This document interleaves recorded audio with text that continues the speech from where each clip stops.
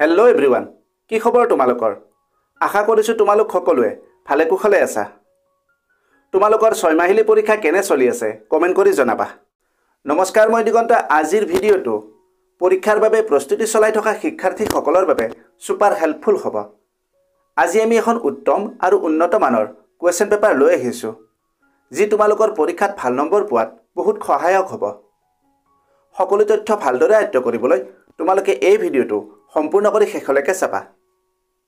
ভিডিঅ'টো যদি তথ্য সমৃদ্ধ হয় আৰু ইয়াৰ দ্বাৰা উপকৃত হ'লে লাইক আৰু শ্বেয়াৰ কৰিবা। চেনেলটো যদি ছাবস্ক্ৰাইব কৰা নাই, দৰকাৰী আৰু তথ্য সমৃদ্ধ ভিডিঅ'ৰ নটিফিকেশ্যন পাবলৈ চেনেলটো ছাবস্ক্ৰাইব কৰি লোৱা।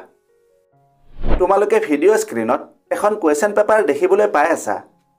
পৰীক্ষাৰ বাবে প্ৰস্তুতি কৰোঁতে প্ৰশ্নকাকত অনুশীলনক এক উত্তম প্ৰস্তুতি কৌশল বুলি গণ্য কৰা হয়।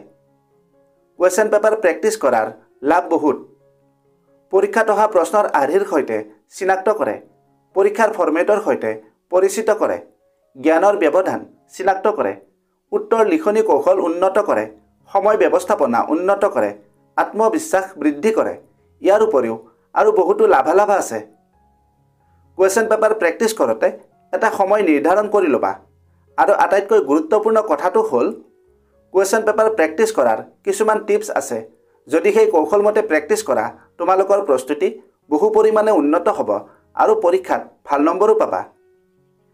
এই বিষয়ে ভিডিঅ' এটাত আলোচনা কৰিছিলোঁ। ভিডিঅ'ৰ লিংক ডেছক্ৰিপশ্যনত আছে, তোমালোকে ভিডিঅ'টো চাই ল'বা। আৰু যদি এই পেপাৰখনৰ PDF লাগে কমেণ্ট কৰিবা। লগতে তোমালোকৰ প্ৰস্তুতি কেনে চলি আছে এই বিষয়েও কমেণ্টত লিখিবা। এতিয়া তোমালোকে পেপাৰখন ভালদৰে চাই লোৱা।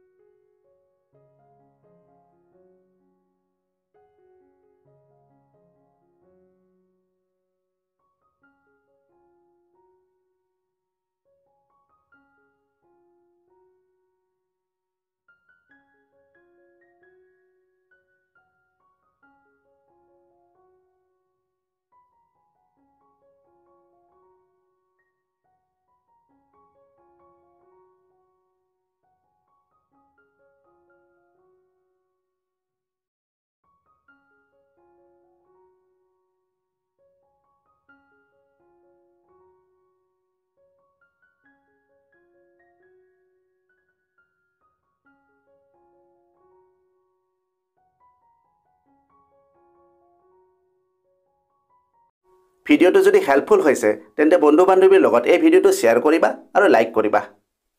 আজিলৈ ইমানতে এৰিলোঁ। অতি সোনকালে আন এটা আকৰ্ষণীয় বিষয়ৰ সৈতে পুনৰ লগ পাম। ধন্যবাদ। कामयाबी का शॉर्टकट, मेहनत और डेडिकेशन, ये चैनल बनाए तेरा परफेक्ट फाउंडेशन। सब्सक्राइब करो, join this ride, let's grow together side by side.